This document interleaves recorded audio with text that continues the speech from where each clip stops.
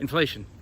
12 months ago, it was a long-term problem until it became potentially a short-term problem. It was hot until it cooled down. It's transitory, or maybe it's not. How do you make sense of all this? Well, the TIPS ETF is meant to mimic a basket of inflation-protected securities. And this is where Elliott comes in. The clarity of the wave count can help you understand exactly where inflation is going or where it's not. So here's a starting point.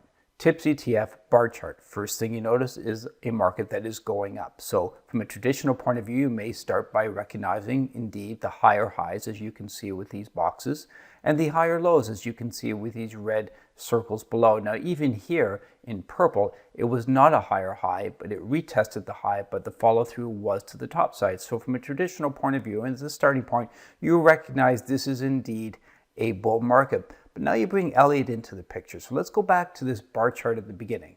You start with the bar chart, but one of the things you can do as a helpful sign to get going to determine the wave count is flip from a bar chart to a line chart.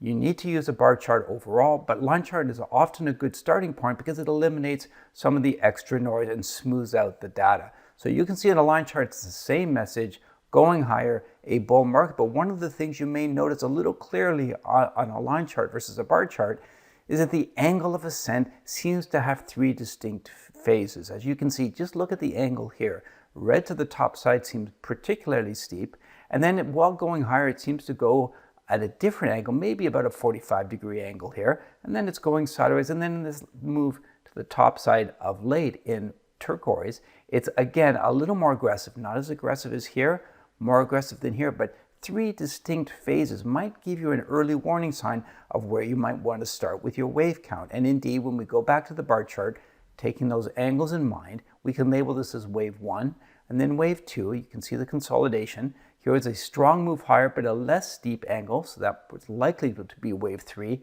That sideways move does fit within that triangular structure here, which would be wave 4, and now wave 5. So from the line chart of the three different angles, it helps you at least get an early warning sign of where the waves might fall. And of course, at this point, you want to put in your highs and your lows and your dominant lows as well, just to give a working point of view for where the market pivots are.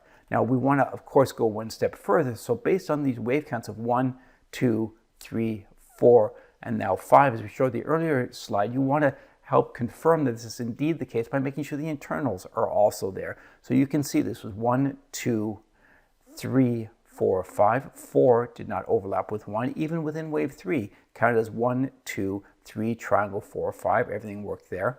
Within wave 3 here, or wave 5 of 3, 1, 2, 3, 4, 5. The triangle A, B, C, D, E. So the internals seem to fit, which gives you yet another layer of confirmation that this is the right wave count. And then finally, you put it all together and you can bring in something like momentum. So as everyone is likely aware, momentum tends to peak in 3 or 3 of 3. And you can see the peak here was indeed right in wave 3 of 3.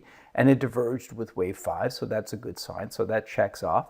As you can see, currently the market is now peaking here in momentum. No sign of a divergence, which keeps us focused to the top side because you don't have the kind of divergence you had here, which warned of some kind of topping formation there. And momentum is finally not as strong currently as it was in 3 of 3. So momentum is supporting not only that the focus is still higher, even though it's wave 5, but it's supporting the overall wave count. You add your measured moves in, which is the measured move of this triangle of wave 4 is up here.